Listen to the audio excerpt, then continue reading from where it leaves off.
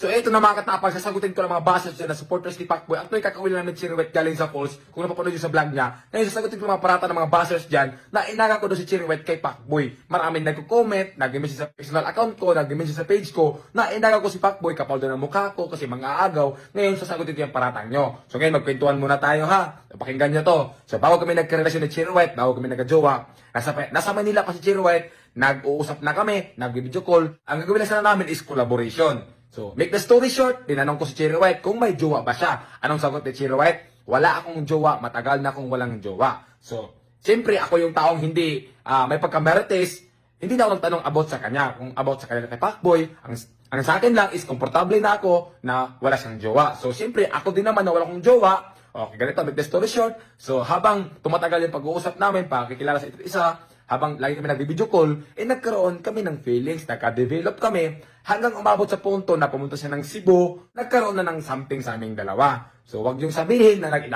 inaga ko si Chiriwet kay Pacboy. So, imposible naman ang babae papato sa isang lalaki na may karelasyon. Alam niyo yan, girls, na hindi niyo gawain yan na magpagrelasyon sa ibang lalaki na may relasyon kayo. So, hindi natin alam kung anong rason kung bakit wala silang Pacboy.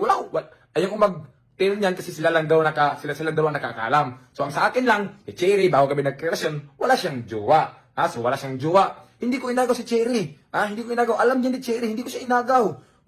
At ito pa, hindi ako yung klaseng lalaki na basta-basta lang dyan. Kasi hindi ako pogi. May prinsipyo din ako. Ako yung lalaki na pag nilawayan na ng iba, ayaw ko na yung lawayan. Ganoon ako, hindi ako yung lalaki na makipaghati sa isang babae lang. Ayaw ko na may kahati.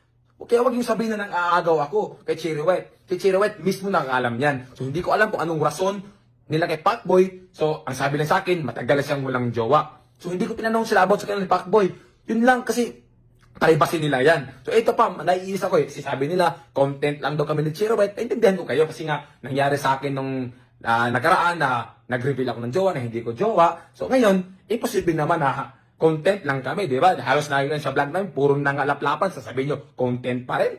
May ganun ba? Di ba? So, paano nyo sabi na content lang kami ni Chiri? Nagkataon lang nung birthday ko na marami akong inimbita ng mga vlogger at yung mga vlogger naman, binidyohan kami habang sumasayaw, syempre di namin natin yung sarili namin, naghalikan kami, binidyohan nila. Paano nasabi yung content? Hindi nga namin vlog yun, di ba? So, content yun ng mga ibang vlogger. So, sila yung nag-content sa amin. Ang sa amin lang is ginawa lang namin yung relasyon namin na ano yung nararamdaman namin, di ba? So, kaya nasabi yung content lang. So, hindi kami ang nag-content, mga vlogger, kasi maraming vlogger doon nakatutok. So, actually, sinabi ko kay Cherry na wag muna kaming mag-private relationship muna kami kasi nga, pag social media talaga, maraming makisasaw, maraming masasabi, di ba? So,